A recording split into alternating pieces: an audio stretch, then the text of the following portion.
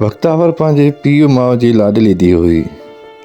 5 भाइरनि में जॾहिं हिकिड़ी भेण हूंदी आहे त पोइ भाइर ऐं पीउ बि उन सां प्यारु कंदो आहे। माउ जी बि लाडली हुई।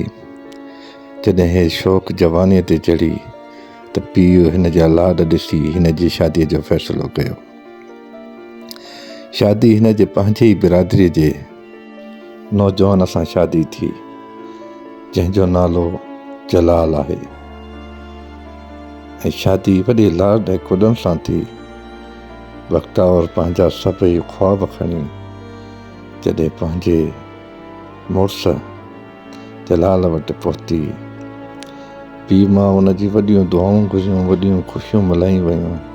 जॾहिं लाऊं लधियूं वयूं त बख़्तावर पंहिंजे दिलि में खोड़ सारा अरमान खणी निकाह जी सूरत में पंहिंजो मजाज़ी ख़ुदा मञी जलाल खे पंहिंजो वर तस्लीम कयो।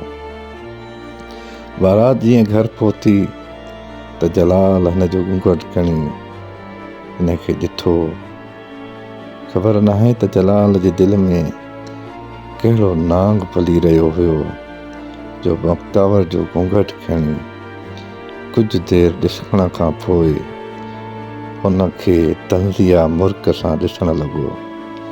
बख़्तावर जे दिलि में शायदि इहो ई हुयो त मुड़ुसु मूंखे ॾिसी खिली रहियो आहे ऐं बख़्तावर पंहिंजे वर जे अॻियां शर्माइणु शुरू कयो। अञा थोरी देरि गुज़री हुई। बख़्तावर जे दिलि में 100 ख़्याल हुया त जलाल मुंहिंजो वर आहे, जलाल सां मुंहिंजी ज़िंदगी गुज़रंदी, जलाल मां मूंखे पंहिंजा ॿचिड़ा थींदा ऐं मां हिन घर जी मालिकाणी थींदसि।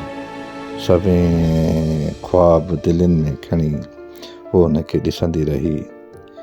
कुझु ई देरि गुज़री हुई त जलाल पंहिंजो असुलु रूप ॾेखारणु शुरू कयो ऐं पिस्टल जो फायर करे बख़्तावर खे मारे करे कारंहं जो इल्ज़ाम हणी उन जे पीउ माउ खे ॿुधायई त बख़्तावर कारी आहे, बख़्तावर कारी आहे, बख़्तावर कारी आहे।